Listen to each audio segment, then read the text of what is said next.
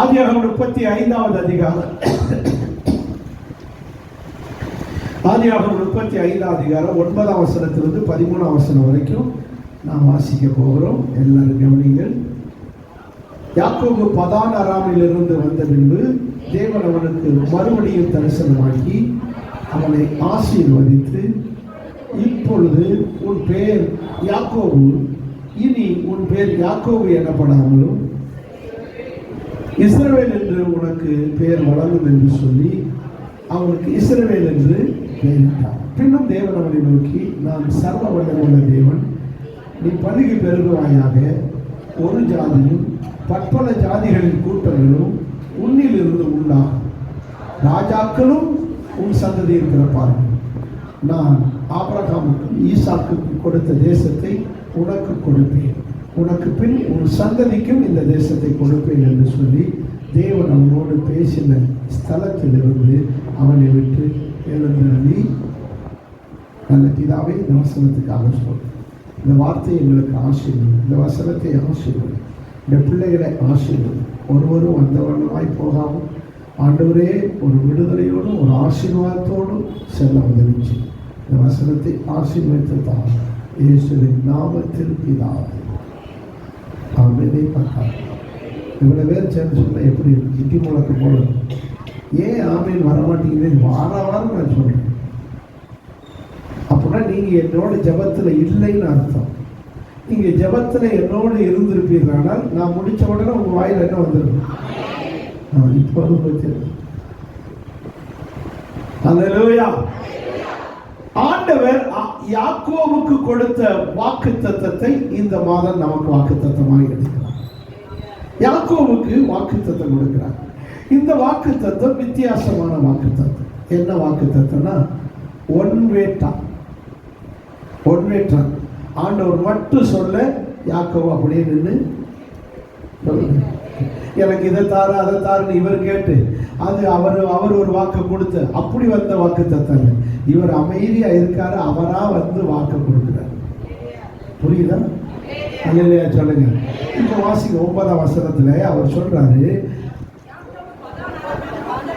பதான் அராமிலிருந்து யாக்கோபு வந்துட்டாரு, வந்து இருக்கிறாரு.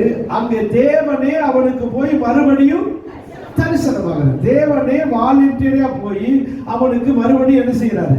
தரிசனம் ஆகிறார். தேவனே போய் தரிசனாகி தேவனே ஒரு வாக்குத்தத்தம் கொடுக்க போகிறார், பிராமிஸ் பண்ண போறார்.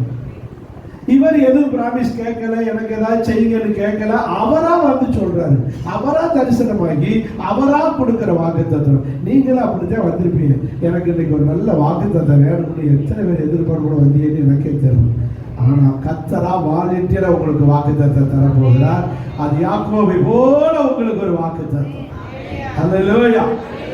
என்ன வாக்குத்தத்தம் கொடுக்கிறார் என்று நாம் தியானிக்க போறோம். ஒன்று, முதலாவது உன் பேர் என்னன்னு கேட்கிறார். உன் பேரு யாக்கோபு. உன் பேரு யாக்கோபு, இனி யாக்கோபு என்று அழைக்கப்படாது. உனக்கு இனிமே இஸ்ரவேல் என்று பெயரிட்டார். அவரே பேர் வைக்கிறார். இனி உனக்கு யாக்கோபு கிடையாது, உன் பேரு. ஏன் இப்படி சொல்லி பெயரை சொல்லி மாத்துகிறார்? முதல்ல ஆசீர்வதிக்கிறதுக்கு முன்னாடி என்ன செய்யறாரு? பெயரை மாத்துறாரு. சோ ஒரு கிறிஸ்தவனுக்கு பெயர் ரொம்ப முக்கியம். ஒரு கிறிஸ்தவனுக்கு பெயர் ரொம்ப முக்கியம். பெயருக்குள்ளே ஆசீர்வாதம் இருக்கு. ஆபிரகாம் இருந்ததை ஆபிரகாம் என்று மாற்றினார். யாக்கோபு என்பதை இஸ்ரவேலாக மாற்றினார். சீமோன் என்பதை பேதுரு என்று மாற்றுகிறார். அப்படின்னா ஏதோ ஒரு ரகசியம் இருக்கு. உங்களுடைய பெயரிலே உங்களுடையதான ஆசீர்வாதத்தை இழக்கிறது. உங்களுடைய ஆசீர்வாதத்தை உங்கள் பெயர். ஏனென்றால் இந்த யாக்கோபு என்றால் அர்த்தம் எத்தன் அர்த்தம். என்னது? நீங்க நல்லா கவனிக்கணும். இந்த யாக்கோபு யார் என்றால் ஈசாக்குடைய மகன். ஆபிரகாமுடைய மகன் ஈசாக்கு, ஈசாக்குடைய மகன் யாக்கோபு. இந்த யாக்கோபு தனியாய் பிறக்கவில்லை, ஏசாவோடு சேர்ந்து பிறந்தார். இரட்ட பிள்ளைகள். ஈசாக்குக்கு ரெபேக்காள் என்ற மனைவி, ஈசாக்கு ரெபேக்காள் என்ற தம்பதிக்கு இரட்டை பிள்ளை பிறக்குது ஒரே பிரசவத்தில், ஏசா யாக்கோபு. இந்த ஏசா யாக்கோபிலே யாக்கோபு தான் மூத்தவன். ஆனா பிறக்கும் போது ஏசா முந்தி பிறந்தான், யாக்கோபு பிந்தி பிறக்கிறார். அது எப்படி மூத்தவன் சொல்லுவாங்க? நீங்க டாக்டர் மார்கிட்ட கேட்டு பாருங்க சொல்லுவோம். ரெட்டை பிள்ளையில போறாமே மூத்த பிள்ளை ரெண்டாவது தான் பிறக்கும். நீங்க டாக்டர் மார்கிட்ட கேட்டு பாருங்க. ரெட்டை பிள்ளையில போறோம், முதல்ல உற்பத்தியான குழந்தை தான் ரெண்டாவது பிறக்கணும், ரெண்டாவது உற்பத்தியானது முந்தி பிறக்கும். அப்படித்தான் ஏசா தான் ரெண்டாவது உற்பத்தியானவர். ஆனா பிறக்கும் போது அவர் யாரா வர்றாரு? முந்தி பிறக்கிறாரு. நீ எப்படா முந்தி போகலான்னு சொல்லி காலை பிடிக்கிறான். யாரு? காலை பிடிச்சு நீ பிந்தி பிறந்துட்டு என்னை முந்தி போறியடான்னு சொல்லி காலை பிடிச்சுக்கிட்டே பிறக்கிறான். ஆனா தேவனுக்கு தெரியும் யாரு மூத்தவன். ஆனா மூத்தவன் தான் சேஷ்டபுத்திர பாகத்துக்குரியவன். என்ன பாகத்துக்குரியவன்? சேஷ்டபுத்திரன். சேஷ்டபுத்திரன்னா அந்த சிறப்பு அந்தஸ்து, சிறப்பு அந்தஸ்து. ஒரு தகப்பனுக்கு 3 பிள்ளைகள் இருந்தா 4 பங்கா சொத்தை பிரிப்பார்கள். மூத்தவனுக்கு மட்டும் 2 பங்கு. நம்ம ஊர் பாஷையில சொன்னா கொல்லி வைக்கிற மகன். மூத்தவன் தான் என்ன வைக்கணும்? கொல்லி வைக்கணும். கொல்லி வைக்கிற மகன். இப்ப மூத்தவனா இருக்கிற யாரு? யாக்கோபு. பிந்தி பிறந்ததுனால அவன் மனசு வாதிக்குது.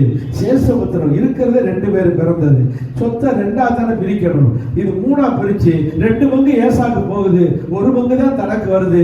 நான் முந்தி உற்பத்தி ஆகியும் நான் எனக்கு சேஷ்டபுத்திர பாகம் குறைஞ்சு போச்சு, எனக்குரிய பங்கு குறைஞ்சு போச்சு, என் சொத்து குறையுதுன்னு சொல்லி மனசுக்குள்ளே வச்சுக்கிட்டே இருந்து நேரம் வரும்போது அண்ணனை ஏமாற்றி அண்ணனிடத்தில் ஏசாவுக்கு போக வேண்டிய சேஷ்டபுத்திர பாகத்தை மாற்றுகிறான், ஏமாற்றுகிறான். ஒரு பயிற்றம் கொடுக்காங்க, ஏமாற. அதனாலதான் இவன் பேரு எத்தன். எத்தன் என்றால் என்ன அர்த்தம்? அதுக்கு பிறகு அவனுக்கு ஆசை தீரல. அவங்க அப்பாவை ஏமாத்துறான். நான் தான் ஏசா, என்னை ஆசீர்வதிப்பான்னு சொல்லுங்க. அப்ப அவன் ஏமாற்றுகிறான், தகப்பனை ஏமாற்றுகிறான். இந்த பேரு அப்படி, பேர் ராசி அப்படி பண்ணுது. யாருக்கு? யாக்கோவுக்கு. அந்த பேரு ஏமாற்றுகிற பேரு, ஏமாற்றிக்கிட்டே இருக்காங்க. சரி, அதுக்கு பிறகு மாமா வீட்டுக்கு போறான், லாபான் வீட்டுக்கு. லாபான் வீட்டுக்கு போன அங்க மாமனை ஏமாத்துறான். ஆடுகள் பூரா புள்ளி உள்ள ஆடுகள்லாம் உனக்குன்னா நீரு நான் வேற மாதிரி ஆக்குறேன்னு சொல்லி ஏமாத்தி எடுத்து ஆடுகளை பொடிச்சிடும். இப்படி அவன் மாமனை ஏமாற்றுகிறான். இப்படி ஒரு சீட்டிங் பர்சன் ஏமாற்றுகிற எத்தனா இருக்கிறதுனால இந்த பேரோட உன்னை ஆசீர்வதிச்சா நல்லா இருக்காது. இனி உன் பேர் என்னது? இஸ்ரவேல்.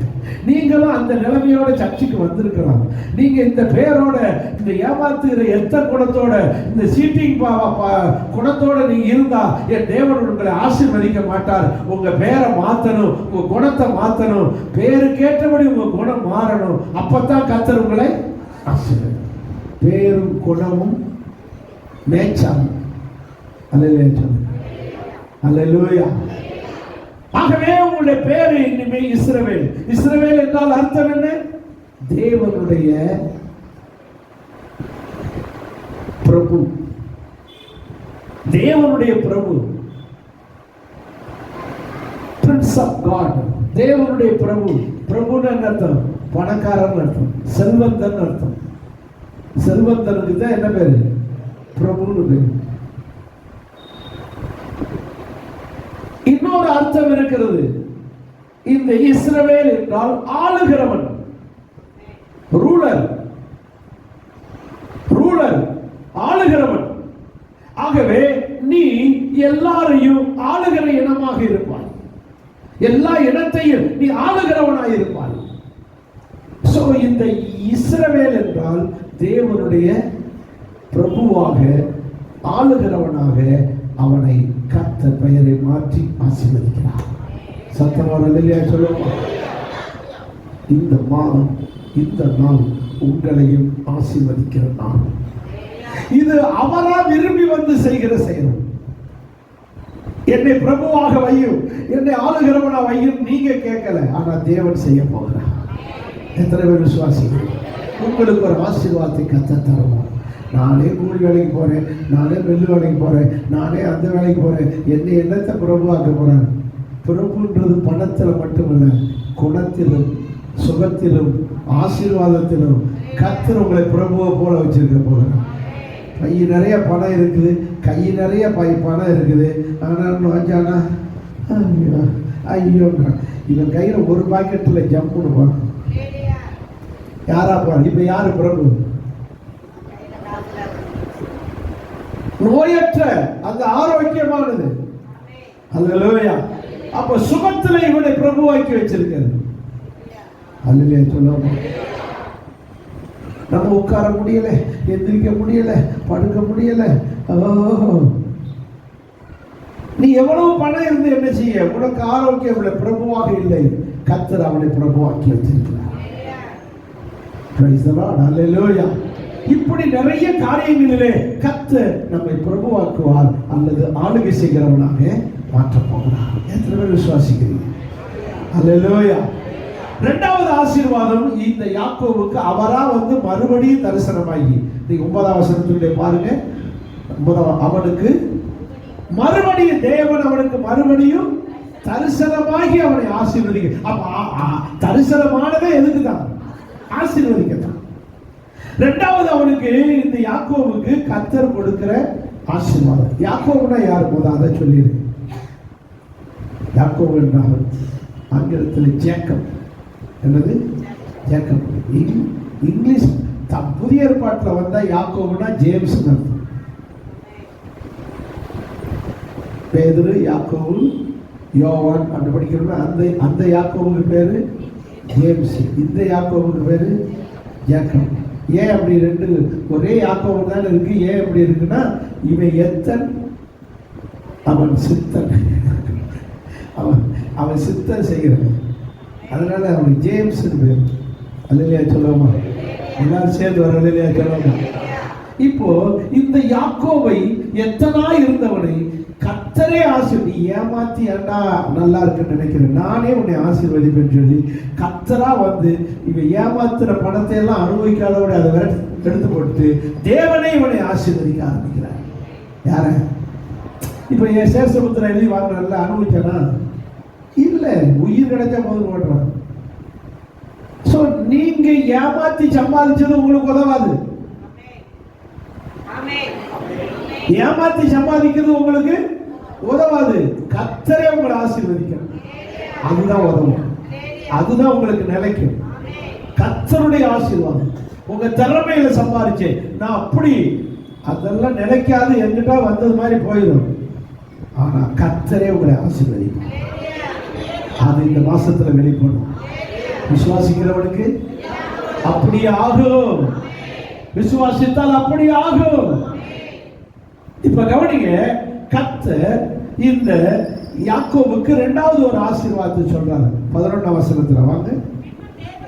பின்னும் தேவன் மறுபடியும், அது முதல் ஆசீர்வாதம் பெயரை சொல்லி ஆசீர்வதிப்பது. இரண்டாவது ஆசீர்வாதம் என்ன சொல்றாரு? பின்னும் தேவன் அவனை நோக்கி, யாக்கோவை நோக்கி, நான் சர்வ வல்லமையுள்ள தேவன். சத்தமா ஒரு அல்லேலூயா சொல்லுங்க.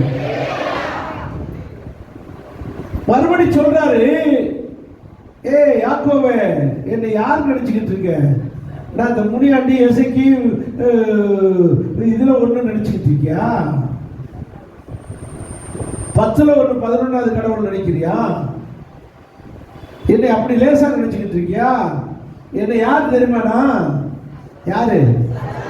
சர்வ வல்லமை உள்ள தேவன். அல்லேலூயா சொல்லுங்க.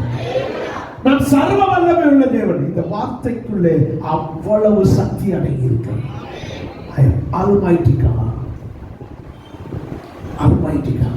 நான் சர்வ வல்லமை உள்ள தேவன். அதனுடைய அர்த்தம் எபிரேய பாஷையில இந்த சர்வ வல்லமை உள்ள தேவன் என்பதற்கு அதனுடைய அர்த்தம் எல் ஷடாய். என்ன பேரு? எல் ஷடாய். எல் ஷடாய் என்றால் சர்வ வல்லமை. நமக்கு அதனுடைய அந்த பிரிச்சு சொல்றேன் பாருங்க. எல் என்றால் தேவன். என்னென்றால் எல்லோஹிம். எல் இப்போ ஏசப்பாக்கு இன்னொரு பேர் உண்டு, இம்மானுவேல். வேல் கிடையாது, ஏல். இம்மானுவேல். ஏல் என்றால் தேவன் அர்த்தம். இந்த ஏல் என்றது தான் அல் அல் அல்லே அல்லான்னு சொல்றான். யாரு? அரபு பாஷையில அல் அல். இந்த ஏல் என்றால் தேவன் என்ற அர்த்தம். ஷேட் ஷேட் என்றால் மார்போடு அணைத்தல். எப்படி? ஒரு தாய் ஒரு குழந்தையை தூக்கி மார்போடு அணைப்பது உண்டு. டாய் ஷேட் ஷேட் எல். தேவன் நம்மை ஒரு தூக்கி என்ன செய்கிறார்? அணைத்து. டாய் எல் ஷடாய் என்றால் வல்லவர். வல்லவர் தேவன் மார்போடு அணைத்துக் கொள்ளுகிற வல்லமை உள்ளவர். இந்த வல்லவர் என்ற வார்த்தைக்கு நோவன் ஒருவர் ஹெல்ப் பண்ண அவசியம் இல்லாத வல்லவர். இப்ப ஒருத்தருக்கு ஒரு பொருளை தூக்க முடியல, ஒரு கை பிடிக்கல, ஒரு கை பிடிச்சது தூக்கி விடுக்கல, அல்லது இது ஆடிக்கிட்டே இருக்கு, ஒரு கை இது ஆட விடாம பிடிக்கல, இப்படி செய்யக்கூடாது. அப்போ இப்படி யாருடைய உதவியும் இல்லாமல் செய்கிற சர்வ வல்லவர். புரிஞ்சவங்க இல்லையா? சொன்னீங்க. எப்படி நம்மளை தூக்கி மார்போடு ஒரு குழந்தை, ஒரு தாய் குழந்தை அணைப்பது போல அணைத்துக் கொண்டு யாருடைய உதவி இல்லாமல் நமக்கு ஆசீர்வதிக்கிற தேவன், யாருடைய உதவி இல்லாமல் நமக்கு நன்மை செய்கிற தேவன், அதுதான் எல் ஷடாய் என்கிற சர்வ வல்லவர். சர்வ வல்லவர் யாருடைய உதவி இல்லாமல் செய்கிறவர். அவருக்கு உதவி செய்ய வேண்டிய ஆட்களே தேவையில்லை, அவ்வளவு வல்லமையானவர். உயிரை கொடுக்கவும் எடுக்கவும் அவருக்கு. நீங்க பாருங்க, ஃபர்ஸ்ட் சர்வீஸ்ல நம்ம அழகிய நகர் கணேசன் பிரதர் சார்ஜ் கொடுத்தாங்க. அவரு இந்த சென்ட்ரிங் ஒர்க்கு, பில்டிங்கில் சென்ட்ரிங் போடுற, காங்கிரீட் போடுற வேலை செய்யறோம். அதுக்குரிய கம்பியெல்லாம் கட்டுறது அவங்க டீம் தான். அப்போ கம்பியெல்லாம் மேலே ஏற்றிக்கிட்டே இருக்காங்க. ஏற்றிக்கிட்டே இருக்கும்போது ஒரு கம்பி, அவர் 2வது மாடியில் நிற்கிறார், கீழே இருந்து தூக்கி போடுறார். அப்படி போடும்போது இவர் பிடிக்கிறார், ஒரு பிடி ஒரு சைடு இவர் பிடிச்சிருக்கார், ஒரு கம்பி விலகி போய் கரண்ட்ல படும். ஸோ கரண்ட்ல பட்ட உடனே இரும்பு கம்பியாக இருந்ததுனால இரும்பு கம்பிக்குள்ள கரண்ட் வந்துருச்சு. கரண்ட் கம்பிக்குள்ள வந்து அடுத்த முனை யாரு பிடிச்சிருக்காங்க? இவர் பிடிச்சிருக்காரு. அப்படியே இவருக்குள்ள கரண்ட் பாய்ஞ்சு அப்படியே இவரு நில குலைஞ்சு நிக்கிறாரு. நில குலைஞ்சிருக்கா, கண்ணெல்லாம் கட்டிடுச்சு, பிடிக்கிறார், பேச முடியல. கூட நிக்கிறவங்க எல்லாம் அதை தட்டி விடணும், இன்னும் போகல. ஏன்னா இவருக்குள்ள கரண்ட் வந்து அப்படி வீட்டுக்குள்ள பாய்ஞ்சிருச்சு. வீடு பூரா எப்படி இருக்கு? கரண்டா இருக்கு. யாரும் வீட்டை தொட முடியல, யாருமே ஹெல்ப் பண்ண வர மாட்டேங்கிறாங்க. எல்லாம் வேடிக்கை ஓடு கத்திக்கிட்டு வேடிக்கையில பாக்குறாங்க, வெளியே ஒண்ணு செய்யல. இப்ப என்ன அதிசயம்னா, இந்த பில்டிங்ல இருக்கிறவங்களையும் கரண்ட் என்ன செய்யுது? இப்படிப்பட்ட அதிசயமான நேரத்தில், இப்படிப்பட்ட ஒரு ஆபத்தான நேரத்தில் நம்முடைய தேவன் வந்து உதவி செய்யும்.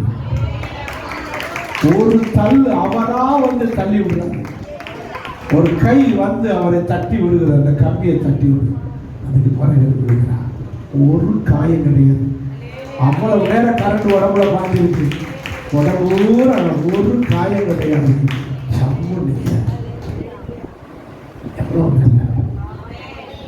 கறி சாம்பலா இருப்பார், இவரோட சேர்ந்தவங்களா இருப்பாங்க.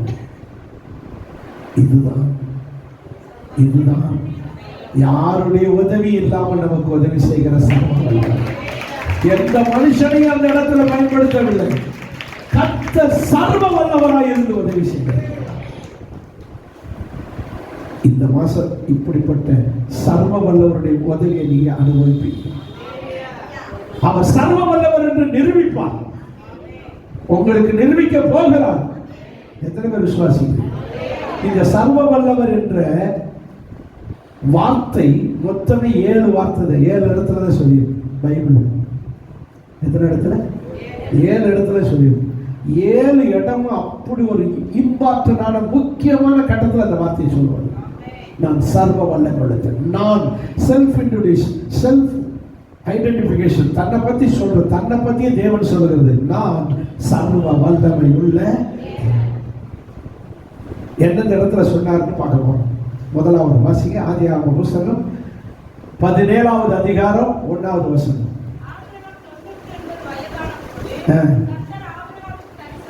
ஆபிரகாமுக்கு 99 வயதான போது கர்த்தர் ஆபிரகாமுக்கு தரிசனமாகிறார்.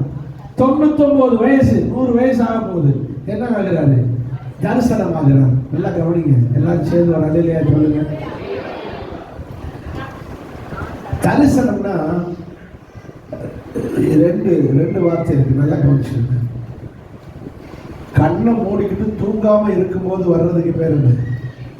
தூங்கலை ஆனா கண்ணை மூடிப்போம், அப்போ வர்ற காட்சிகளுக்கு பேரு தரிசனம், விஷன்.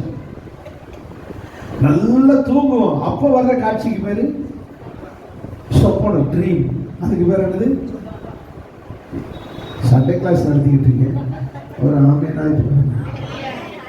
தூங்காம இருக்கிறோம், அப்போ வர்ற காட்சிகளுக்கு பேரு தரிசனம். நல்ல தூங்கின பிறகு, நல்ல தூக்கத்தில் இருக்கும்போது வருகிற காட்சிகளுக்கு பேரு சொப்பனம்.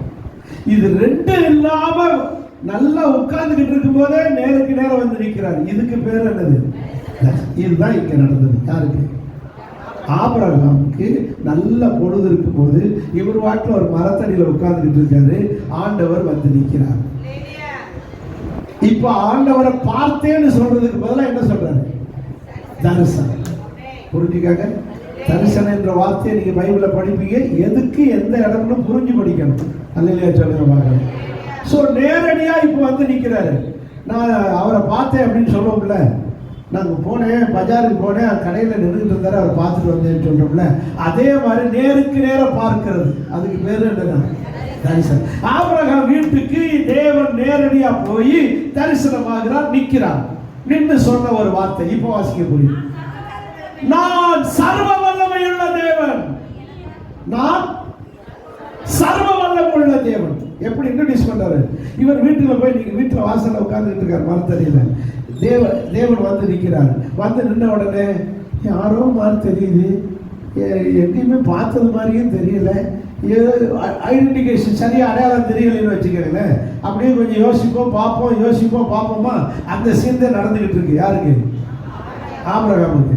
அப்பத்த அவரா சொல்றாரு, என்னை நீ பார்க்கறதுக்கு வாய்ப்பே இல்லை, நான் யார் தெரியுமா?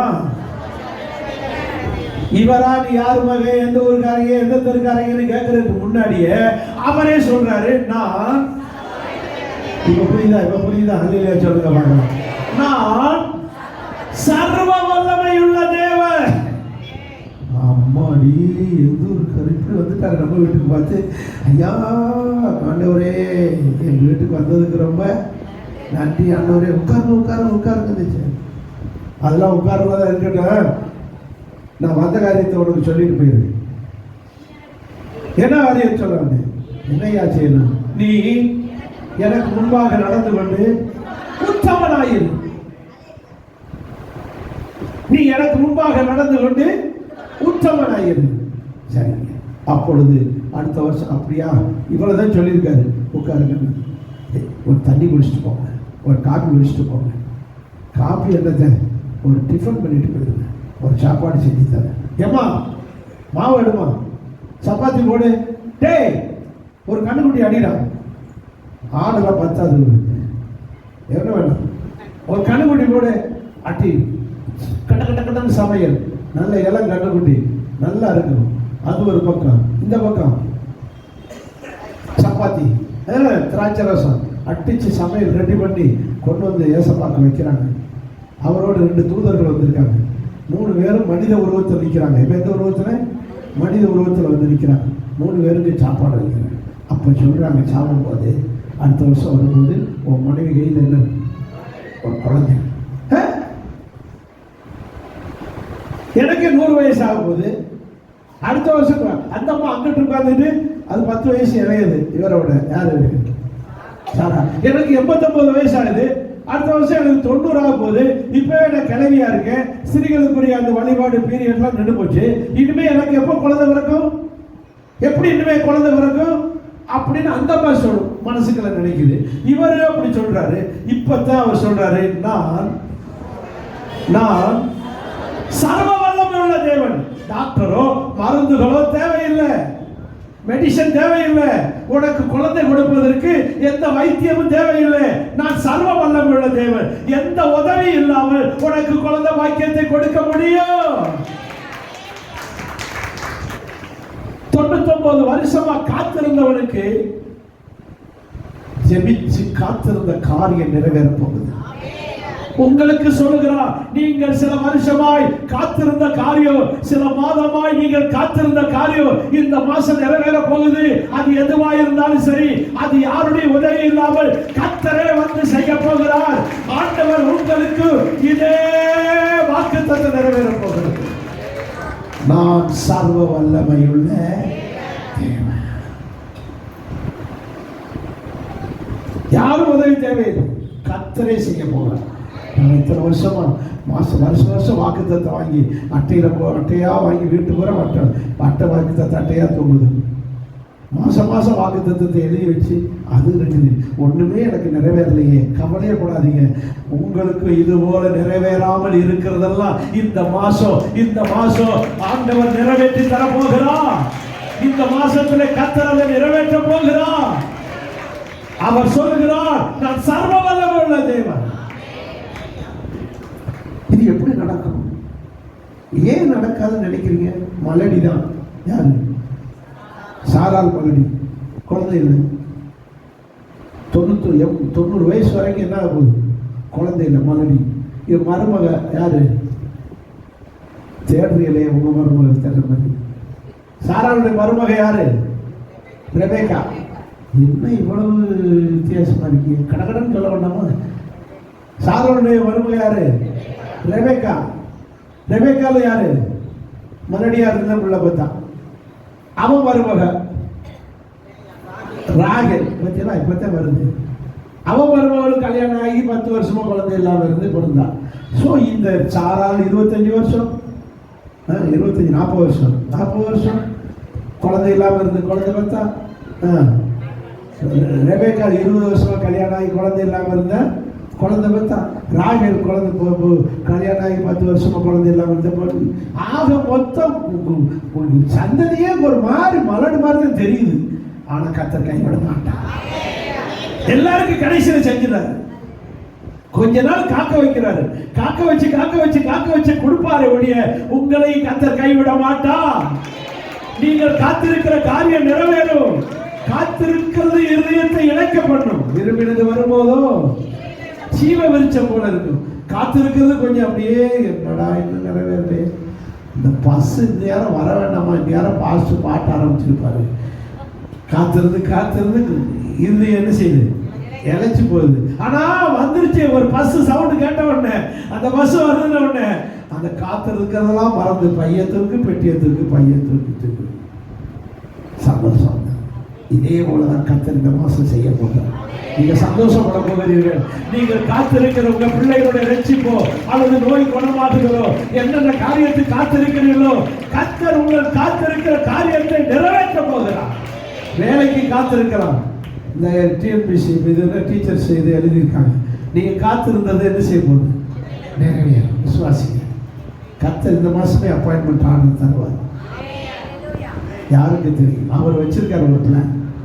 அவர் செய்ய சர்வ வல்லவர். அவர் சகலத்தையும் ஆதிநாதன் காலத்தில் நேர்த்தியாய் செய்வார். நீங்க பயப்படாது. அவரால் கூடாத காரியம் ஒன்றுமில்லை. நீங்க இந்த பகுதியில் வேத பகுதியில் வாசித்து பார்த்தால் இந்த ஆபிரகாம் எதிர்பார்த்து 75 வயசுல வந்து சொல்றாரு. 12 அதிகாரத்துல 75 வயசுல சொல்றாரு, நான் உன்னை பெரிய ஜாதி ஆக்குவேன். நீ அநேகருக்கு யாரா இருப்ப? ஆசீர்வாதமா. 2ஆம் வசனத்துல உன்னை என்ன செய்வேன்? பெரிய ஜாதி ஆக்குவேன். 4ஆம் வசனத்துல வயசு என்னன்னு கேட்டா கடைசி 75 வயசு. 75 வயசுல சொல்றாரு வந்து ஆண்டவர், நான் உன்னை யார் ஆக்குவேன்? பெரிய. அடுத்து ஒரு ஒரு ஒரு ஒரு 5 வருஷம் கழிச்சு அப்புறம் வந்து சொல்றாரு, ஆபிரகாம் வெளியே வா, இந்த நட்சத்திரத்தை போற என்ன அப்படின்னு, இது போல உங்க பிள்ளை தரும். இங்க ஒரு பிள்ளைக்கு அழியும். இந்த மணலை போற இந்த மணலை போற இது என்ன முடியாத, இது போல உனக்கு பிள்ளை தருது. நம்புறாரு யாரு?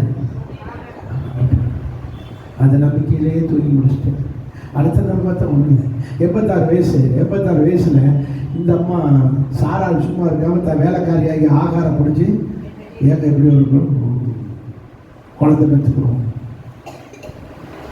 பெற்றுக்கிறதுக்காக ஆகாரம் கட்டி வைக்கிறது. குழந்தை இந்த பாருங்க, மனைவி மறுமனையாட்டி பைபிள் இருக்கு பத்தியா? மனைவினா யாரும், மறுமனையாட்டினா யாரும் தெரியுமா? சொல்லித்தாங்க. மனைவி என்பது மனைவி தான், ஒய்ஃப். அதான் முறைப்படி தாலி கட்டின பொண்ணு, சுதந்திரவாதி, புருஷனுடைய சுதந்திரவாதி, சொத்துக்கு வாரிசு, பென்ஷன் வாங்க தகுதியானது. புருஷன் விட்டு பென்ஷன் வாங்க, இதுக்கு பேர் தான் யாரு? மனைவி. மறுமனையாட்டி என்றால் பிள்ளை வருவதற்காகவே சேர்த்து கொள்ளப்படுகிறவர். யாரு? பிள்ளைகளை பெறுவதற்காகவே சேர்த்துக் கொள்ளப்படுகிறவர்கள் தான் யாரு? மறுமனையாட்டி. ஆபிரகாமுக்கு அப்படி எத்தனை மறுமனையாட்டி? ஆபிரகாமுக்கு 4. எத்தனை மறுமனையாட்டி? 2. ஆகார், கேத்துரா. மனைவி சாரா. மனைவி சாரால் மறுமனையாட்டி. யாக்கோவுக்கு ஈசாக்கு அதுல பியூர் ஜென்டில்மேன், ஒன்லி ஒன். மறுமனையாட்டி அவருக்கு கிடையாது. அடுத்து யாரு? யாக்கோவு. மனைவி 2, மறுமனையாட்டி 2. புரிஞ்சவங்க இல்லையா சொல்லு. சாலமோனுக்கு 300, மனைவி 300, மறுமனையாட்டி 700, 700. என்ன ஞானி இல்லையா? இது புரிஞ்சுக்காங்க. இந்த மறுமனையாட்டி என்றால் பிள்ளை வருவதற்காகவே மனைவி ஸ்தானத்தில் சேர்த்துக் கொள்ளப்படுகிறவர்கள். இதான் பைபிள். இதை நீங்க புரிஞ்சிருக்க மாட்டீங்க. சொல்லித்தாங்க. அல்லேலூயா சொல்லுங்க. இப்போ நீங்க பைபிளை பார்த்தீங்கன்னா, ஆபிரகாமுக்கு பிள்ளை வருவதற்காகவே ஆகாரம் கட்டி வைக்கிறான். ஆகாரம் கட்டி வைக்கிறான். ஆகாருக்கு என்னது? பிள்ளை பெற்றிருக்கிறான். இப்போ வயசு 86 ஆகுது. ஆனால் இவளுக்கு இன்னும் என்ன செய்யல? சாராளுக்கு பிள்ளை இல்லை. அதுக்கு பிறகு பஞ்சாயத்து ஆகுது, அந்த குடும்ப பஞ்சாயத்து. அதுக்கு பிறகு ஆகாரம் என்ன செய்யறான்? வெட்டி விடுறான். அப்ப கூட ஆபிரகாம் என்ன சொல்றாரு? நீ தாப்பா முறையான மனைவி, உனக்கு தான் பவர் இருக்கு, நீ பார்த்து அவளை என்ன பண்ணாலும். அப்ப இவளை விரட்டி விடுறான். ஆகாரம் விரட்டி விடுறான். நீ என்னமே எங்க வீட்டுல இருக்கக்கூடாது, பிள்ளை தீட்டு ஓடும், வெட்டி விடும். நான் சொல்றது புரிஞ்சவங்க இல்லையா சொல்லுங்க. அப்பவும் ஆபிரகாம் வெயிட் பண்றாரு. இப்ப 99 வயது ஆகுது. வாசிங்க 17 அதிகாரம் 1 வசனத்தை. ஆபிரகாமுக்கு 99 வயதாகிற போது கர்த்தர் வந்து நிற்கிறார். ஆபிரகாமிட்ட வந்து சொல்றாரு, நான் சர்வ வல்லமையுள்ள, நீ ஒரு காரியத்தை செய், அப்போ நான் சர்வ வல்லவர்னு உனக்கு வெளிப்படுத்துறேன். என்ன செய்ய? எனக்கு முன்பாக நடந்து கொண்டு உத்தமனா இரு. அப்படின்னா இப்ப இதுக்கு முன்னாடி வர இல்ல, நீ உத்தமனா இல்ல, இனிமே நீ உத்தமனா இரு, நான் உனக்கு யாருன்னு காட்டுறேன். ஹலோ புரிஞ்சதா? அல்லையா சொல்லுங்க பார்க்கலாம். அப்படி என்றால் ஆபிரகாம் உத்தமனா இல்லை. ஏன் உத்தமனா இல்லை? அவர் சொல்றாரு, நான் உன்னை பெரிய ஜாதி ஆக்குவேன்னு சொன்னனே, நீ பொறுமையா உத்தமனா இருந்தியா? இல்ல. அதனால அவசரப்பட்டு ஆகாரம் கட்டின. அப்போ நீ எனக்கு உத்தமனா இல்லை, என் சொல்லுபடி நடக்கவில்லை, நீ எனக்கு உத்தமனா இல்லை. உத்தமன் என்ன? அதுக்கு வர ஒன்னொன்னுக்கு விளக்கம் சொல்லிட்டு அவங்களை புரிய வைக்கிறது. உத்தமன் என்ன? நீங்கள் அத்தனை பேரும் உத்தமன் தானா சொல்லுங்கள், உங்கள் ஆசையிலேயே தொட்டு பார்த்து சொல்லுங்கள் அப்படின்னு சினிமா கேரக்டர் மாதிரி கேட்பாங்க. உத்தமன் அர்த்தம். உத்தமன் இப்ப பாத்தீங்க, உத்தமன் தெரியாத அர்த்தம் தெரியுமா? தெரியாது. வாசிங்க சங்கீத புஸ்தகம். நேரம் ஆகிட்டே போகுது, திருவள்ளுவர் வருது. சங்கீத புஸ்தகம் 19ஆம் சங்கீதம் 13ஆம் வசனம். துணிகரமான பாவங்களுக்கு உமது அடியனை விலக்கி காரும், அவைகளை என்னை ஆண்டு கொள்ள ஒட்டாதிரும், அப்பொழுது நான் உத்தமன். அப்ப துணிகரமான பாவங்கள் ஆண்டு கொள்ளாதபடிக்கு கரெக்டா இருக்கிறவன் தான் உத்தமன். இப்ப சொல்லுங்க. இப்போ ஆபிரகாமை பார்த்து சொல்றாரு, நீ உத்தமனா இரு. காரணம், நீ துணிகரமா என்கிட்ட ஒரு வார்த்தை கூட கேட்காம பொண்டாட்டி பேச்ச கேட்டு, சாரால் பேச்ச கேட்டு, நீ வாட்டில யார கட்டின? ஆகார கட்டின. உனக்கு பெரிய பாதகம் வரப்போகுது. இன்னைக்கு வரைக்கும் இஸ்லாமியர்கள் என்ற இஸ்லாமியர்கள் இன்னைக்கு வரைக்கும் ஈசாக்கு அவருடைய சந்ததிக்கு, ஆபிரகாம் சந்ததிக்கு யாரா இருக்கிறாங்க? இன்னைக்கு அவங்க பாருங்க, ஒரு குட்டி நாடு, ஒரு குட்டி இனம் யூதர்கள், அவங்களை கொல்றதுக்கு தான் இத்தனை முஸ்லிம் நாடுகள் 33 நாடு அலையுது. 33 முஸ்லிம். யாரு? 2 பேரும் பங்காளிகள். நீ ஆகாருக்கு பிறந்த, அவன் சாராளுக்கு பிறந்தவங்க. ஆனாலும் பாருங்க, அந்த ஒரு வெறி, ஒரு முஸ்லிம்களுக்கு யூதர்களாலே என்ன செய்யறாங்க? வெறுக்கிறாங்க. இந்த பகை, இப்படி ஒரு பெரும் பாதகமான செயலை ஆபிரகாமே நீ செய்ததுனால் இனி நீ உத்தமன் அல்ல. இந்த விஷயத்துல ஏன் சொல்ல கேட்க, இனிமையாவது யாராவது உத்தமனா இரு. நான் உன்னை என்ன செய்வேன்? ஆசீர்வதிப்பேன். நான் யாராக உனக்கு வெளிப்படுத்துவேன்? சர்வ வல்லம் உள்ள தேவன் என்பதை உனக்கு வெளிப்படுத்த போறேன். அல்லையா? சொல்லுங்க. நான் சர்வ வல்லம் உள்ள தேவனாக உனக்கு காட்ட போகிறேன். நீ மட்டும் யாரா இருந்துக்க அப்படின்னா அத்தனை பெரும் பாதகமான செயலை செஞ்சிடாது, பெரும் பாதகமான துணிகரமான காரியத்தை செஞ்சிடாத. கரெக்டாயிரு. நான் உனக்கு உத்தம். அப்படி வாழ்ந்தவர்கள் யாரு? நோவா. 6ஆம் அதிகாரம் ஆதியாகமம் 6:9 சொல்லிருக்கு. நோவா தன் காலத்தில் வாழ்ந்தவர்களுக்குள்ளே உத்தமனும் நீதிமானும் உத்தமனுமாய் இருந்தான். அப்படின்னா என்ன அர்த்தம்? பெரும் பாதகமான செயலை எதுவும் செய்யாமல் உத்தமமாய் வாழ்ந்தவர் தான் யாரு? நோவா. அதனால அவரை மட்டும் வேலைக்கு வச்சு பாதுகாத்து மற்றவங்களை தண்ணியில் அடிச்சுட்டு. அப்ப நோவா யாரு? உத்தமன் என்ன? பெரும் பாதகமான எதையும் செய்யாம கரெக்டா இருந்தவர்.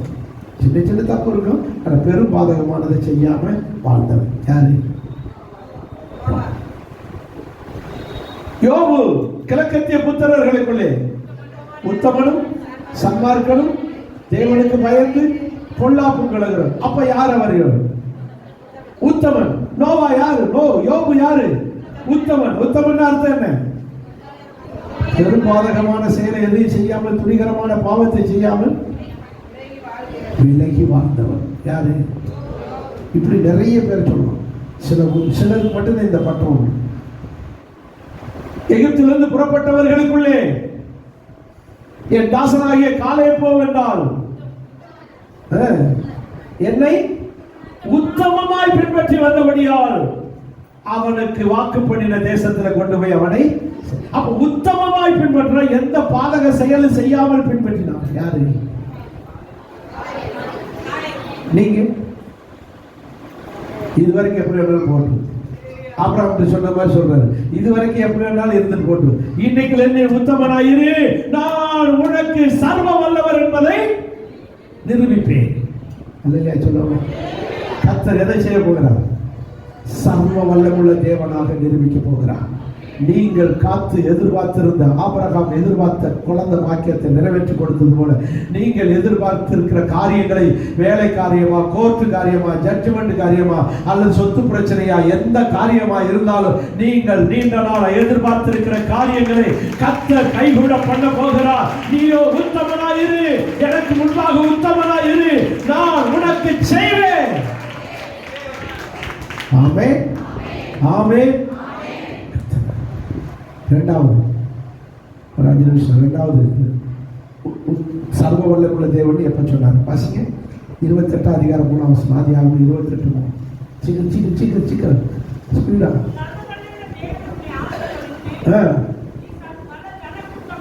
பல கூட்டமாகும்படி, பல ஜனக்கூட்டமாகும்படி உன்னை பலுகவும் பெருகவும் பண்ணுவார். எல்லாரும் சேர்ந்து வரல இல்லையா? சொல்லுவோமா?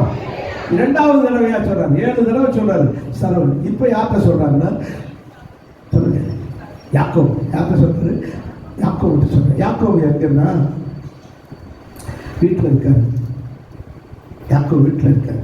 வீட்டில் இருக்கும்போது 1ஆம் வசனத்தில் சொல்லுது, 28:1 ஈசாக்கு யாக்கோபை அழைத்து என்ன நடந்து போச்சு, யாக்கோபு அவங்க அண்ணனாகி ஏசாவை ஏமாத்தி சேஷபுத்திர பாகத்தை எழுதி வாங்கிட்டான். எழுதி வாங்கின உடனே ஏசாவுக்கு என்ன வருது, கோபம் வருது. இது உன்னை உயிரோடு இருந்தால் தானடா நீ சேஷபுத்திர பாகத்தை அனுபவிப்ப, இந்த இரு இந்த அருவாளை எடுத்துக்கிறேன் அப்படின்னு அருவாளை எடுத்துட்டான். யாரு? ஏன்னா இவன் டெய்லி வேட்டையாடி மிருகத்தை வெட்டுறவன். யாரு? ஏசா. டெய்லி ரத்தம் பார்க்கிறவன், ரத்தம் பார்க்கிறவன். ஐயோ இப்படி அருவாளோட அலைகிறானேன்னு சொல்லி பெத்த தாயின் தகப்பன் ஈசாக்கு ரெபேக்காலுக்கு புளிய கலைக்குது. யார் வீட்டில் மாதிரி இருக்கு? ஆதாம் வீட்டில் மாதிரி.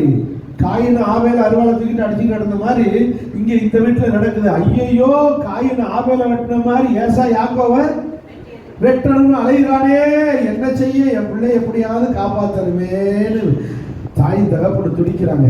அவன் இல்லாத நேரம் பார்த்து யாக்கோவை கூப்பிடுறாரு அவங்க அப்பா ஈசாக்கு. 1ஆம் வசனத்தில் ஈசாக்கு யாக்கோவை அழைத்து ஆசீர்வதிச்சு, நீ இந்த கானானிய பெண்கள்ல ஒரு பெண்ணை கட்டிக்கிட்டுக்கினே வாழணும்னு நினைக்காத, இது ஊரா ரட்சிக்கப்படாத கழுதைய, விக்கிரகத்தை கும்பிடுற கழுதைய, நீ இங்க இருக்க வேண்டாம். அங்க இருக்காங்க நம்ம சொந்தக்காரங்க, அங்க எங்க பதானாராமில் இருக்காங்க, அங்கெல்லாம் சர்ச்சுக்கு போறவங்க, நீ அங்க போ. எங்க போ? நீ எழுந்து புறப்பட்டு பதானாராமில் இருக்கிற உன் தாயினுடைய தகப்பன். அப்படின்னா யாரு? தாத்தா. தாயினுடைய தகப்பன் யாரு? உங்க அம்மா ரெபேக்காளுடைய அப்பா யாரு? பெத்துவேல். தாத்தா வீட்டுக்கு போ, பெத்துவேல் வீட்டுக்கு போ. அந்த வேல் வந்து வச்சுலாம் ஏல், பெத்துவேல். ஏன்னா தேவன். பெத்துவேல் வீட்டுக்கு போ. அங்கே உங்க மாமா ஒருத்தர் இருக்கான். யாரு? மாமாவுடைய அண்ணன் லாபான். அவனுக்கு 2 பொம்பளை பிள்ளை இருக்கு. மாமா பிள்ளையில ஒரு பிள்ளைய கட்டிக்கிட்டு சொல்லு. இப்படி யார் சொல்லி அனுப்பி வைக்கிறான்? ஈசாக்கு யாக்கோபு. அப்பா நான் எப்படி போவேன்? ஒன்றும் வேண்டாம். அவன் கையில் ஒரு கோலை எடுத்துட்டு போறான். எதை எடுத்துட்டு போறான்? ஒரு கோலை மட்டும். இந்த கோலை சாதாரண மந்திரக்கோள் அப்படின்னு சொல்லுவாங்க, கிண்டலுக்கு சொல்றேன். மந்திரக்கோள்லாம் கிடையாது. இந்த கோலில் தான் எல்லாமே எழுதி வச்சிருப்பாங்க. எதுல சொத்தெல்லாம் யார் யாருக்கு என்னென்ன சொத்துன்றது அன்னைக்கு பத்திரம் பேப்பர் கிடையாதா, பேனா பேப்பர்லாம் இல்லையா, எதுல எழுதி வச்சிருப்பாங்க. அதனாலதான் மோசே ஒரு கோல் வச்சிருப்பார், உடன்படிக்கையின் கோல். அதுல உடன்படிக்கை பண்ணினது அதுல எழுதி இருக்கும். இதுலதான் ஏன் கையில கோலும் கையுமா அலைகிறாங்கன்னா இதான் காரணம். இந்த கோல்ல பூரா என்ன எழுதி இருக்கும்? சேஷ்டபுத்திர பாகத்தை ஏசா வித்ததையும் யாக்கோபு வாங்கினது எதுல எழுதி இருக்கு? கோல் எழுதி. அதனால இந்த கோலை விட மாட்டாங்க. இதே பார்த்தா சொத்து, இது வந்து பத்திரம் மாதிரி, சொத்து பத்திரம் வச்சிருக்க மாதிரி கையில கோல் இருக்கிறது. அதனால இந்த யாக்கோபு இந்த கோலை பிடிச்சிக்கிட்டு போய்கிட்டு இருக்கான். எங்க? தாத்தா வீட்டுக்கு, மாமா வீட்டுக்கு போய்கிட்டு இருக்கான். போனா இருட்டுச்சு. 8ஆம் வசனம் சொல்லுது போச்சு. 9ஆம் வசனம், 11ஆம் வசனம். ஒரு இடத்துக்கு வந்தபோது சூரியன் அஸ்தமானபடியால் அங்க ராத் தங்குகிறான். அங்க தங்குறா, இருட்டுருச்சு. இருட்டினோட அங்க படுக்க போறான். படுக்கிறதுக்கு ஒண்ணும் இல்ல. பக்கத்துல ஒரு கல் இருந்தது. அந்த கல்லை தூக்கி தலாடி மாதிரி தலைக்கு வச்சுக்கிட்டு என்ன செஞ்சுட்டான்? படுத்துட்டான். படுத்த பிறகு 12ஆம் வசனத்துல என்ன வருது? ஒரு சொப்பனை வருது. சொப்பனை வருது. சொப்பனம்னு அர்த்தம் சொன்னேன். நல்லா தூங்கின பிறகு வர்றதா என்னது? சொப்பனம். சொப்பனம் வருது. சொப்பனத்துல ஏணி வருது. ஏணி மேல அங்க கர்த்தர் நிக்கிறார். மேல 13ஆம் வசனத்துல மேல யார் நிக்கிறா? கர்த்தர் நிக்கிறார். கர்த்தர் நிக்கிறார். தூதர்கள் போயிட்டு வந்துகிட்டு இருக்காங்க. கர்த்தர் இறங்காம மேலே நிக்கிறாரு. மேல ஏணியில நின்றுகிட்டு சொல்றாரு, மேல ஏணியில நின்றுகிட்டு சொல்றாரு 15ஆம் வசனத்துல, நான் உன்னோடு இருந்து நீ போகிற இடமெல்லாம் உன்னை காப்பாற்றி இந்த தேசத்துக்கு திரும்ப உன்னை என்ன செய்வேன்? வர பண்ணுவேன். நான் சொன்னதை நிறைவேற்றும் வரைக்கும் உன்னைய கைவிட. சத்தமா ரலையிலே சொல்லுங்க வாங்க. இப்படி ஒரு சொப்பனம், இப்படி ஒரு சம்பவம். கையில கோல் இருக்கு. வெறும் கோலும் கையுமா போனவன் இப்போ அதே மாதிரி திரும்பி வந்துட்டாரு. அதே 35 அதிகாரம் 32 35 வரும். அவர் வரும்போது என்ன செய்யறாரு? ஒண்ணுக்கு 2 மனைவி 2 மறுமனையாட்டி 4 பேர், பிள்ளைகள் 13 பிள்ளைகள், ஆடு மாடுகள் 2 பரிவாரம். பரிவாரம்னா என்னது? ஒரு பரிவாரம் என்பது ஒரு அரசனுடைய சொத்து. 2 பரிவாரம்னா 2 ராஜாக்களுக்குரிய சொத்து. ஒரு அரசனுடைய சொத்துக்கு பேர் தான் ஒரு பரிவாரம். 2 பரிவாரத்தோடு வருகிறான். நீ பரிவாரம்னா என்ன நினைக்கிறாரு? 2 அரசனுடைய சொத்துக்கு சமமான சொத்தோட வந்திருக்கும் போது நல்லா கவனிக்கணும். எல்லாம் சேர்ந்து ஒரு அலையிலையா சொல்லு. அவன் சொல்றான், நான் போகும்போது ஒரு கோலோட போனேன், வரும்போது இவ்வளவு சொத்து. இது கர்த்தரே எனக்கு தந்த. இந்த கோல்னா என்னன்னு தெரியுமா? அதை மட்டும் சொல்லிடுறேன். சொல்ல வேண்டாமா? சொல்லுங்க, சீக்கிரம் சொல்லிட்டு முடியுங்க அப்படின்ற மாதிரி தெரியும். கோல்னா என்னன்னு தெரியுமா? தாவீது சொல்ற பாரு, 9 கோலும் தடி எண்ணெய் சொல்றாரா 23ஆம் சங்கீதத்துல. மரண இருள் பள்ளத்தாக்கு நடந்தாலும் கொள்ளாமல் பயப்படேன், உங்களுடைய கோலும் தடி எண்ணெய. ஏன் எல்லாரும் கம்மும் கைமா அலைகிறாங்க? கோல் கோல் கோல் கோல்னா இந்த கோல் அது அவங்களுக்கு சொத்துக்கள் எல்லாம் எழுதியிருக்கிற பத்திரம்.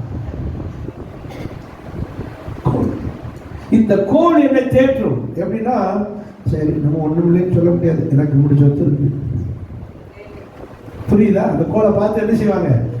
ஒண்ணும் இல்லைன்னு சொல்ல முடியாது. பத்திரத்தை வாங்கி பீரோல அடிக்க வச்சிருக்கிற சொத்து வாங்கி அந்த பத்திரத்தை பார்த்து ஒரு ஆறுதல் அடைஞ்சுக்கிறோம்ல, எனக்கு இவ்வளவு சொத்து இருக்குன்னு. இவங்க என்ன செய்வாங்க? கோலை பார்த்து ஆறுதல் அடைஞ்சுக்கிறாங்க. சரி, எனக்கு இவ்வளவு சொத்து இருக்கு, புரியுதுங்களா? சரி, அவங்களுக்கு கோல் இருக்கு, நமக்கு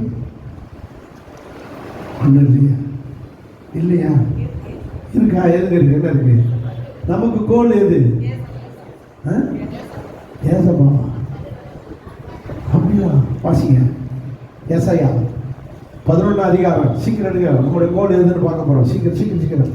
நம்மளுடைய கோல் எது? 14ஆம் ஏசாயா 11ஆம் அதிகாரம் 4ஆம் வசனம். 11:4. சீக்கிரம்.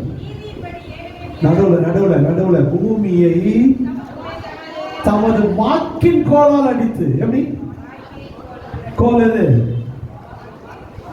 சொல்லுங்க. வார்த்தை. எது வார்த்தை? வசனம். கர்த்தருடைய வார்த்தை தான் எது? வசனம். அப்போ பைபிள் ஆகிய கோல். நமக்கு கோல் எது? சொல்லுங்க. பைபிள் கொண்டு வந்தவங்க மட்டும் அல்லையிலே சொல்லுங்க. பைபிளை தூக்கி காட்டு அல்லையிலே சொல்லுங்க. சில பைபிள் கொள்ளாம வந்துக்கிறீங்க. இது சென்னை கிடையாது, இது ராஜபாளையம்.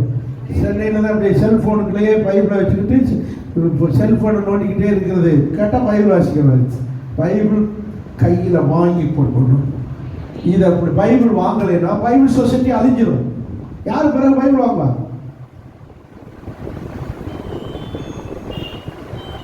பைபிள் இல்லாம போயிடும், பைபிளே கிடைக்காம போயிடும். அதனால எல்லாரும் செல்போன்ல பைபிளை அந்த ஆப் பதிஞ்சு கொண்டு வரலாம். ஆனா நீங்க இதைத்தான் என்ன செய்யணும்? வாங்கணும், இதைத்தான் படிக்கணும், இதுலதான் பரட்டி படிக்கணும். அப்பதான் நம்ம பைபிளை தக்க வைக்க முடியும். இல்லைன்னா பைபிள் அழிஞ்சிரும்.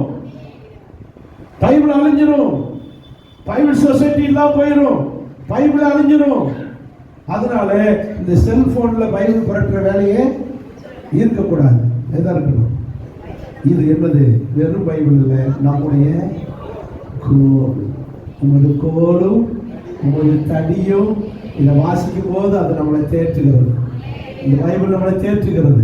இந்த பைபிள் நம்மளை இது வார்த்தை, தேவனுடைய வார்த்தை ஆகிய இது மறக்கலாம். உமது கோலும் தடி என்னை தேற்றுன்னு சொல்லும் போதெல்லாம் அந்த கோல் நமக்கு எது? அல்லையே சொல்ல முடியும். சரி, ஆண்டவர் இப்ப யாக்கோபுட்ட சொல்றாரு, நீ வாசிங்க அதிகாரம் 28ஆம் அதிகாரம் 3ஆம் வசனத்துல ஈசாக்கிட்ட சொல்றாரு, நான் சர்வ வல்லமையுள்ள தேவன், உன்னை ஆசீர்வதித்து பல ஜனக்கூட்டமாய் உன்னை பலுகி பெருக பண்ணுவேன். அல்லையே சொல்லுங்க மாட்டார். அந்த விஷயத்திலே நம்முடைய தேவன் அவர் பெருக பண்ணுகிற தேவனாய் இருக்கிறார். ஒத்த மனுஷனா ஒத்த தடியோடு போனவனை எப்படி பழுகி பெருக வச்சிருக்காரு.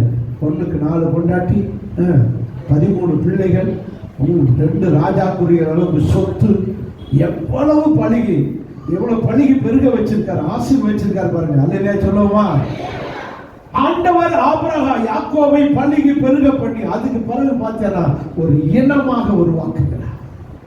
கர்த்தர் நல்லவர், அவர் சர்வ வல்லமையுள்ள, அவருக்கு பள்ளிக்கு பெருக செய்த தேவன், அவருக்கு உதவி செய்த தேவன் நமக்கும் செய்ய வல்லவராயிருக்கிறார். அவர் நமக்கு சர்வ வல்லவராயிருக்கிறார்.